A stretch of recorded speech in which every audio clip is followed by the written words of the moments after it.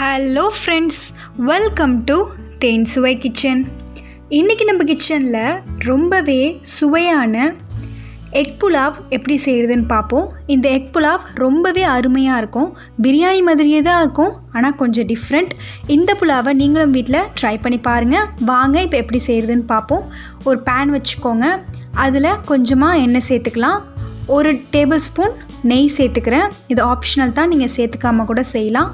நல்லா எண்ணெய் நெய் சூடு வந்ததுக்கப்புறம் இதில் பார்த்தீங்கன்னா ஒரு 4 பட்டை 4 ஏலக்காய் சேர்த்துக்கலாம். சேர்த்து நல்லா வதக்கி விடுங்க. ரொம்ப முறுகிடக்கூடாது. ஸோ லைட்டாக வதக்கி விட்டதுக்கப்புறம் ஒரு 4 பெரிய வெங்காயம் இந்த மாதிரி நறுக்கி நான் சேர்த்துக்கிறேன். இந்த மாதிரி வீட்டில் ஈஸியாக நீங்கள் புலாவ் ட்ரை பண்ணலாம். ரொம்பவே ஒரு சூப்பரான டேஸ்ட்டில் இருக்கும். இப்போது வெங்காயம் ஃபுல்லாக சேர்த்து நல்லா வதக்கி விட்டுருங்க. கூடவே ஒரு டேபிள் ஸ்பூன் முழு ஜீரகம் சேர்த்துக்கிறேன். முழு ஜீரகம் சேர்க்கும் போது நல்லா மணமாக இருக்கும். நல்லா ஒரு கிளாஸ் அளவுக்கு வர்ற வரைக்கும் நல்லா வதக்கி விடுங்க. இப்போது இது கூட பார்த்திங்கன்னா ஒரு 4 தக்காளி நல்லா மிக்சியில் அரைச்சி எடுத்து வச்சுருக்கேன். தக்காளி பேஸ்ட் அதை சேர்த்துக்கலாம். நம்ம புலாவ் செய்கிறதால நம்ம பேஸ்ட்டு சேர்த்தா நல்லாயிருக்கும், சாதாரணமாக தக்காளி அரிஞ்சு சேர்க்குறத விட. இப்போது இது நல்லா கம்ப்ளீட்டாக வதங்கி வரட்டும். இப்போது இது கூட ஒரு 2 டேபிள் ஸ்பூன் இஞ்சி பூண்டு விழுது சேர்த்துக்கிறேன். நம்ம முட்டையில் தானே முட்டை வச்சு தானே செய்ய போகிறோம். ஸோ ரொம்ப இஞ்சி பூண்டு விழுது தேவையில்லை. ஒரு 2 டேபிள் ஸ்பூன் போதும்.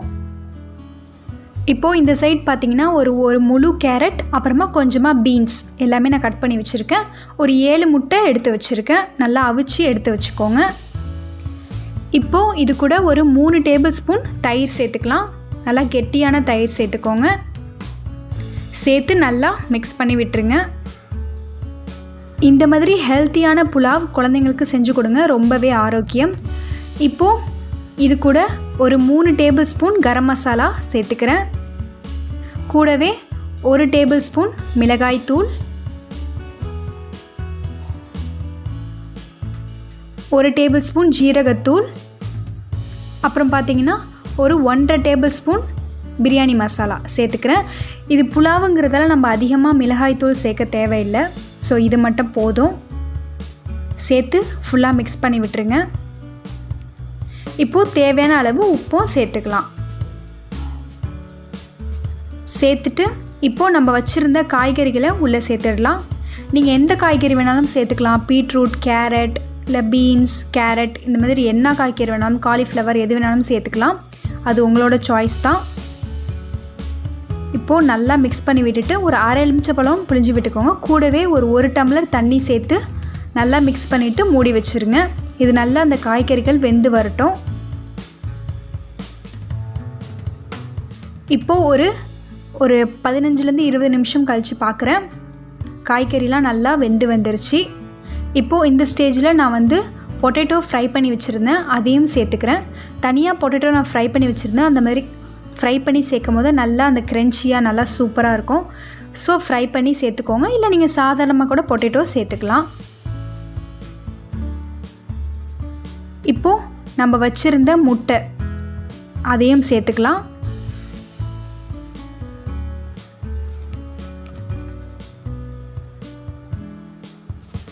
சேர்த்துட்டு நல்லா ஃபுல்லாக மிக்ஸ் பண்ணி விட்டுருங்க.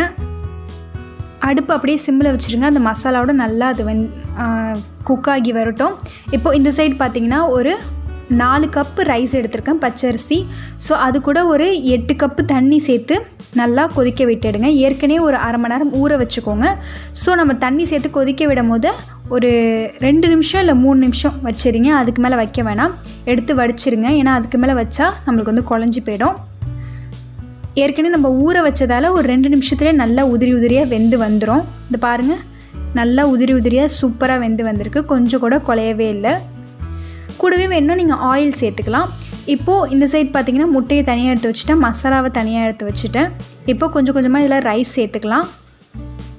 ரைஸை ஃபுல்லாக அப்படியே மேலே சேர்த்துட்டு கூடவே கொஞ்சமாக கொத்தமல்லி, புதினா இதெல்லாம் சேர்த்துக்கோங்க.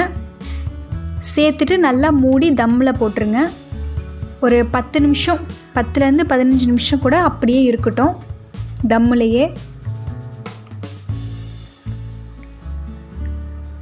இப்போது ஒரு 10 நிமிஷம் கழித்து பார்க்குறேன். நல்லா சூப்பராக நம்மளை தம்மில் போட்டாச்சு. இப்போது இதை ஃபுல்லாக எடுத்து மிக்ஸ் பண்ணி விட்டுடலாம். அவ்வளோதான், நம்மளோட சூப்பரான புலாவ் ரெடி ஆகிடும். இதை நீங்கள் குழந்தைங்களுக்கு ஸ்கூலுக்கு லஞ்ச் பாக்ஸுக்கு கூட ஈஸியாக நீங்கள் செஞ்சு வைக்கலாம். ரொம்பவே ஒரு ஹெல்த்தியான ஒரு ஃபுட்டு இது. பாருங்கள், நான் ஃபுல்லாக மசாலாலாம் ஃபுல்லாக பரட்டிட்டு எக்லாம் மேலே வச்சுட்டேன். அவ்வளோதான், நம்மளோட சூப்பரான egg pulao. Simple and tasty and healthiest ஈஸியான எக் புலாவ் வீட்டில் சூப்பராக ரெடி பண்ணிவிட்டேன். நீங்களும் இந்த ரெசிப்பியை கண்டிப்பாக வீட்டில் ட்ரை பண்ணி பாருங்கள், உங்களுக்கு ரொம்பவே பிடிக்கும். நான் சொன்ன ரெசிபி பிடிச்சிருந்துச்சின்னா மறக்காமல் லைக் பண்ணி ஷேர் பண்ணுங்கள். இது வரைக்கும் எங்கள் சேனலுக்கு சப்ஸ்கிரைப் பண்ணாமல் இருந்தீங்கன்னா மறக்காமல் சப்ஸ்கிரைப் பண்ணிக்கோங்க. தேங்க்யூ.